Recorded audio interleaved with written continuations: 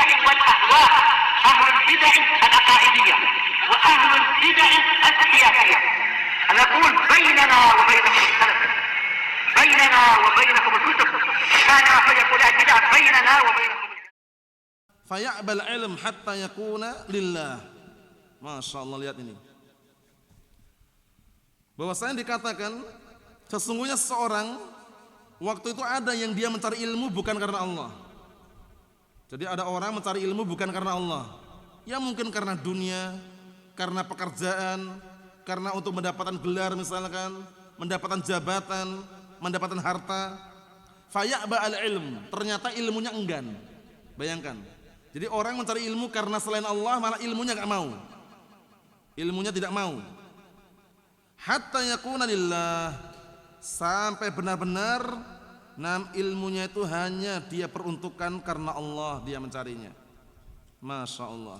Berikutnya kata Syekh Abdus Salam rahimahullah, na'am yatlabuhu awalan, pertama kali orang mencari ilmu, wal hamil lahu, faktor yang mendorong dia mencari ilmu pertama biasanya orang-orang, kebanyakan orang hubbul ilm, cinta ilmu, benar itu.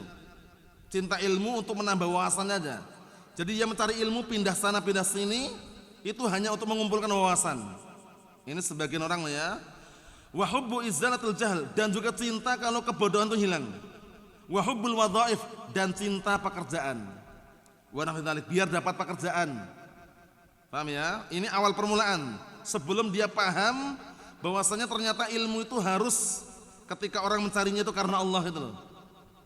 Ini awal permulaan. Orang mencari ilmu karena paling-paling biar tambah wawasan, kemudian untuk menghilangkan kebodohan, biar nanti dapat pekerjaan, biar nanti kalau misalkan ngajar biar dibayar misalkan. Itu awal permulaan. Akhirnya apa? Walam yakun alima wujubal ikhlas fi. Dia awal mulanya enggak tahu tentang wajibnya ikhlas di dalamnya. Maksudnya wajibnya ikhlas ketika orang mencari ilmu. Apa bagaimana kemarin tanda ikhlasnya? Orang dikatakan tulus, benar niatnya kemarin kata Imam Ahmad, yanwi raf'al jahli an nafsihi wa an ghairihi. Dia meniatkan dalam mencari ilmu itu untuk menghilangkan kebodohan dari diri pribadi, baru orang lain. Menghilangkan kebodohan orang lain setelah dirinya hilang kebodohannya. Wala sidqan niyah, dia juga belum mengetahui wajibnya benarnya niat dalam mencari ilmu. Fa idza alima hasaba nafsah, maka apabila dia sudah tahu, dia langsung mengoreksi dirinya.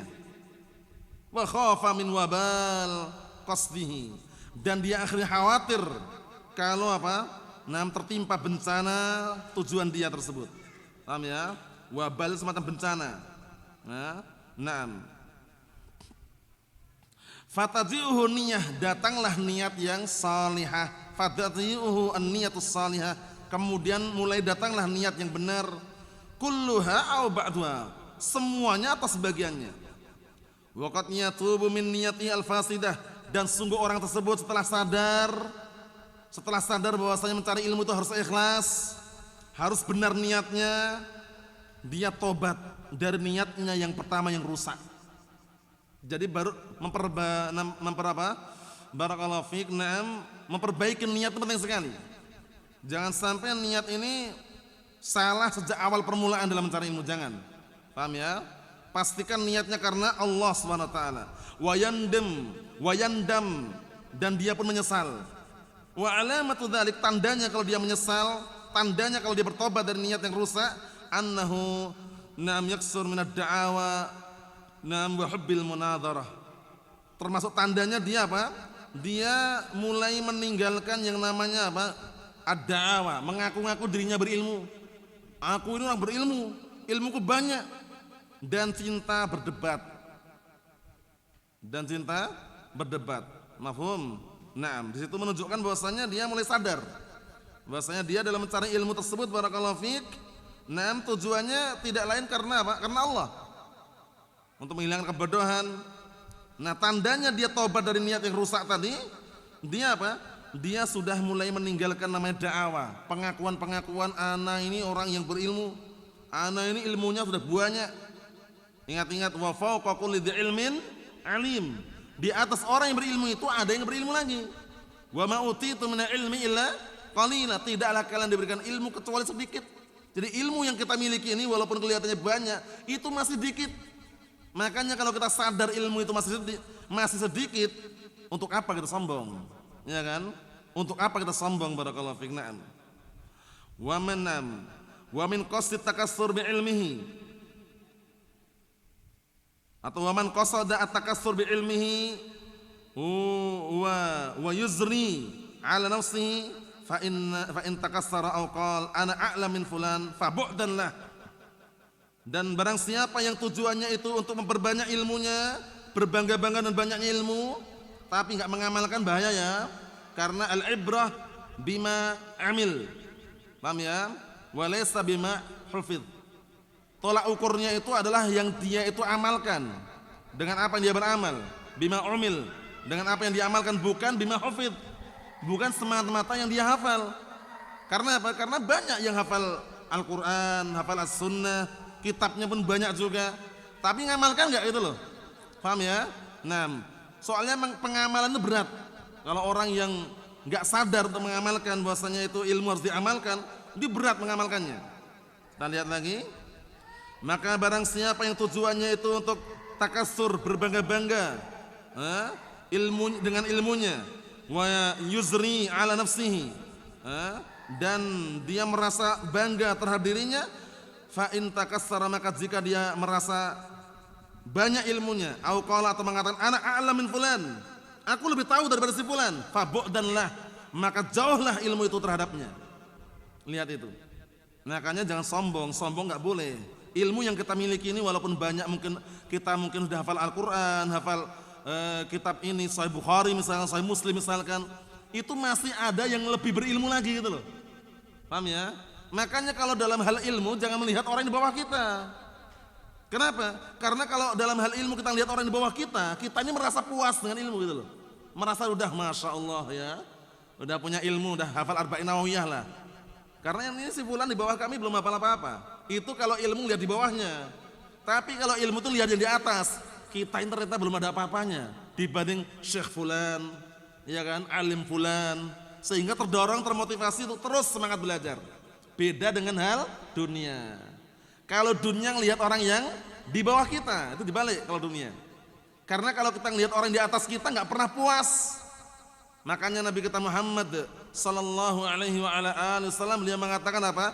Ungduru ila man huwa asfala minkum wa la tangduru ila man huwa fawqakum. Dzalika ajdar alla tazdaru nikmatallahi alaikum. Lihat tolak ukurnya.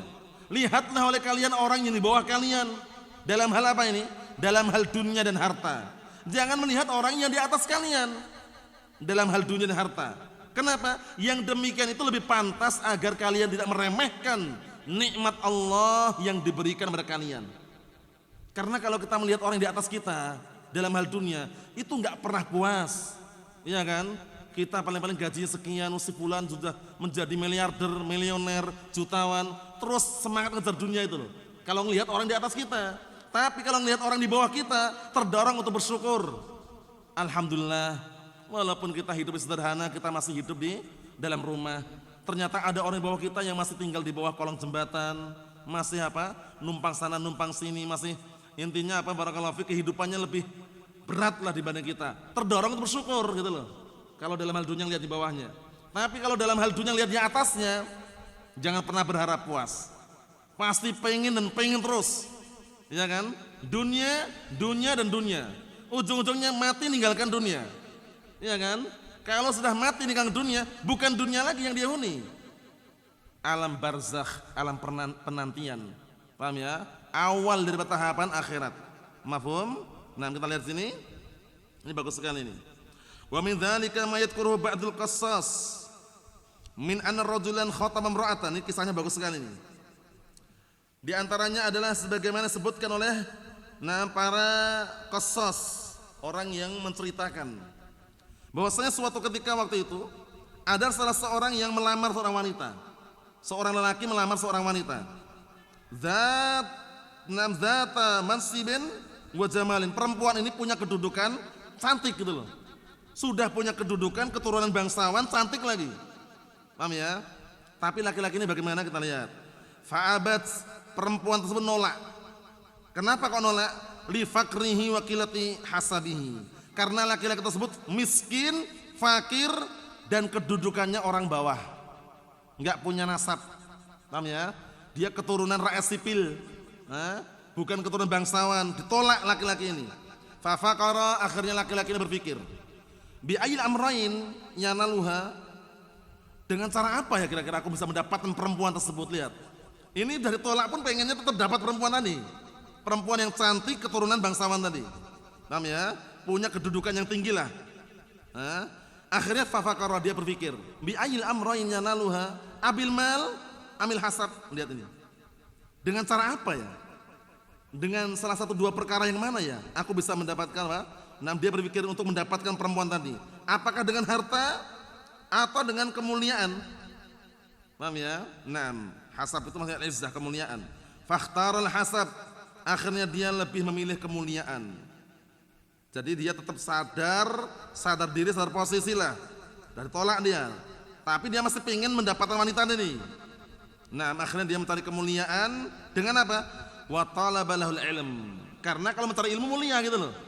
Kalau mencari dunia dapat hartanya, ngelamar perempuan tadi. Ini sekarang dia mencari ilmu dulu, mencari kemuliaan. Wa talaba lahul ilma. Akhirnya dia mencari ilmu hatta asbaha dza makanatin, sampai dia menjadi orang yang punya kemapanan. Lihat, punya kedudukan, mapan hidupnya. Fa ba'asat ilaihil mar'ah. Nam ta'ridu nafsaha. Artinya apa? Tiba-tiba setelah kedengar kabar bahwa laki-laki tersebut sudah punya kedudukan, ilmu sudah memiliki, punya kemuliaan, perempuan itu malah justru apa? Yang menawarkan dirinya. Perempuan tadi menawarkan dirinya untuk dilamar, untuk dinikahi itu loh. Faqala, akhirnya laki-laki itu mengatakan, la usra 'alal ilm syai'an. Aku tidak akan pernah mendahulukan atas ilmu sedikit pun. Lihat itu. Karena dengan ilmu mulia gitu, dengan ilmu. Tapi kalau dengan harta belum tentu mulia. Makanya Ali bin Abi Thalib ketika menasihatkan kepada Kumail bin Ziyad, di antara nasihatnya apa? Al-ilmu khairun minal mal. Ilmu itu lebih baik daripada harta. Li'annal ilma yahrusuka wa anta tahrusul mal. Karena ilmu itu akan menjagamu, sedangkan kamu yang menjaga harta. Nah, kita lihat ini kisahnya. Wa dzalika li'annal ilma arsyadahu ila tashin niyyah. Masyaallah. Yang demikian itu kenapa laki-laki tadi tetap lebih mengedepankan ilmunya? Dikarenakan ilmu itu bisa membimbing, mengarahkan dia kepada apa? Meluruskan dan membenarkan niatnya. Wal a'mal salihah, dan bisa menghantarkan, mengarahkan amalan-amalan saleh. Fadakhala fi nafi adat, maka masuklah dia dalam hitungan perkataan Allah Ta'ala, innama yakhshallaha min ibadihil ulama. Hanya saja dari kalangan hamba-hambanya yang paling takut kepada Allah Ta'ala adalah para ulama. Fatawarra'a, akhirnya laki-laki tadi setelah berilmu, mapan hidupnya, fatawarra'a, akhirnya dia pun wara'. Dengan apa? Bitarki imra'atin kana talabal ilma li ajliha. Dia karena waroknya itu meninggalkan perempuan yang dulu dia mencari ilmu karena gara-gara ingin melamar dia. Paham gak ini? Laki-laki ini dulu mencari ilmu itu karena biar punya ilmu, kemudian nanti bisa ngelamar perempuan tadi. Ternyata setelah mencari ilmu, itu niat yang salah gitu loh. Karena tahu itu niat yang salah, akhirnya apa? Dia tinggalkan perempuannya, nyodorkan dirinya loh perempuannya. Minta dilamar padahal. Dulu dilamar gak mau. Ya kan? Dulu dilamar gak mau karena alasannya miskin, fakir, kedudukan rendah, orang bawahan. Setelah laki-laki ini mencari ilmu, awal mulanya dia mencari ilmu untuk perempuan tadi, untuk bisa mendapatkan perempuan tadi. Setelah tahu dalam mencari ilmu ternyata niatnya salah. Setelah niatnya salah diubah, akhirnya dia tinggalkan wanita tadi. Karena wara' yang dulunya dia mencari ilmu untuk perempuan tadi. I'laman bisidqi qasdihi. Yang ini bentuknya yang seperti ini kata beliau, i'laman, sebagai bentuk pengkabaran mengenai jujurnya tujuan dia, wasalamati ma'ribi, dan juga selamatnya tujuan dia dalam mencari ilmu. Selamat dia. Nah, ternyata orang mencari ilmu untuk melamar seorang perempuan itu salah gitu loh. Setelah tahu, dia sengaja meninggalkan, gak mau menikahi perempuan tadi karena warok tadi itu. Karena apa? Karena yang dulu awal mulanya dia mencari ilmu untuk apa? Untuk bisa mendapatkan perempuan tadi. Salah gak niatnya? Salah. Karena dia mencari ilmu tujuannya untuk perempuan. Setelah tahu, dia tinggalkan perempuan tadi, sudah menyodorkan dirinya untuk dinikahi. Akhirnya apa? Dia lebih mengedepankan ilmu. Mengatakan, la usira 'alal ilmi syai'an, aku tidak akan pernah mendahului ilmu sedikit pun. Maksudnya, mendahului dengan sesuatu yang lain. Ikhwani fid din wa akhwati fillah, a'azzani wa a'azzakumullah jami'an wa barakallahu fikum. Pantunnya bagus tapi kita tunda aja pantunnya ini. Karena panjang juga. Pantunnya bagus sekali mengenai kisah-kisah yang sangat mengesankan awal mula orang mencari ilmu gara-gara untuk suatu tujuan dunia, akhirnya apa? Berubah pikirannya setelah tahu ilmu itu ternyata apa? Tidak bisa kecuali harus karena Allah Ta'ala. Nanti insyaallah pada pertemuan yang akan datang kita baca pantunnya. Nasallahu as-salamata wal afiyah walhamdulillahirabbil alamin.